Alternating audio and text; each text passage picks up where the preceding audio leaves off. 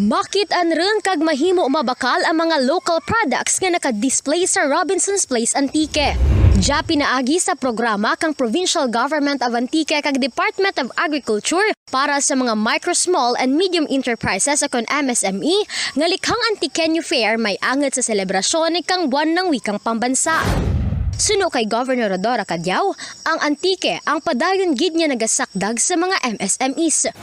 Bahil man nga pasalamatan suno sa gobernador ang manggaranon nga resources kang probinsya, gani duro ang pagkaon kag local products ang sarang mahimo o kun ma-produce. Ang mga produkto parehas kang patadyong, handicraft souvenirs, taro chips, kag mga tanom ang sarang mabakal sa likhang Antiqueño Fair humalin Agosto 11 tubtub 16 sa Robinson's Place Antique. Suno kay Maria Lourdes Fortaleza, OPA Administrative Officer, ang trade fair ang inpartisiparan ay kang 25 ka micro, small and medium entrepreneurs akon MSMEs nga may tuyo i-promote ang mga local products.